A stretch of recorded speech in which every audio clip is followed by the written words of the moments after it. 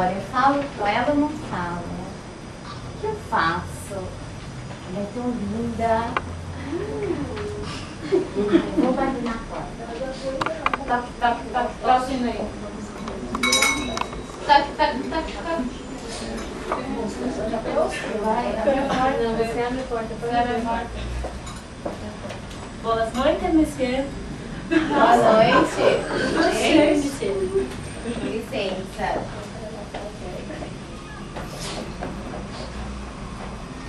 A senhora aceita esse casamento? Você quer sentar um pouquinho? Vamos conversar? Eu ainda sou da época que não fica. Eu passo sempre por aqui, sempre admirando você.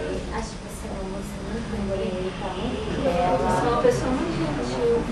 Mas você não tá plantada, não? Qual é o seu nome? Sua graça. Qual é a sua graça? Minha graça? Eu não sei qual que é a minha graça. Qual é o seu nome? Eu me chamo Lemos, José Lemos. Como? E a senhora? Nízia. Meu nome é Nízia. Mas tá bom. Mas eu não Vida posso na água, aceitar fica o seu pedido de casamento. Nossa, Posso. completamente apaixonado, encantado. Meu pai vai me matar. Mas eu converso com seu Ele não pai. quer que eu case. Mas eu converso com seu pai. Eu sou trabalhador, um bom moço. E aquele que tá lá em casa? João. Vem Ai, papai, não fique bravo, não se zangue. Eu não disse Por nada favor. dentro de casa. Mas Boa ele noite. quis entrar, eu só fui uma menina educada. Boa noite, senhor. Qual é o seu nome? Por favor, João. Eu me chamo Lemos, Papai, José Lemos. não brigue com ele, meu homem é muito gentil. Seu João, Estou estou muito interessada na sua vida.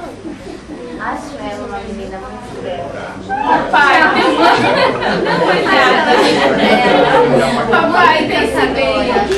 gostaria muito de me casar com A a sua sua filha já tá um pouco gordinha. É, senhor. Mas boas intenções com ela. Ela só tem 15 anos. Nossa! Obrigada, obrigada. Obrigada.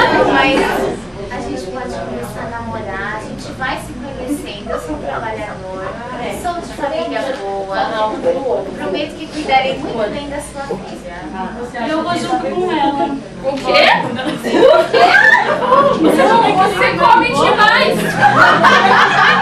Eu vou ter que continuar com esse sapato. Pra que vai fazer essas bolinhas?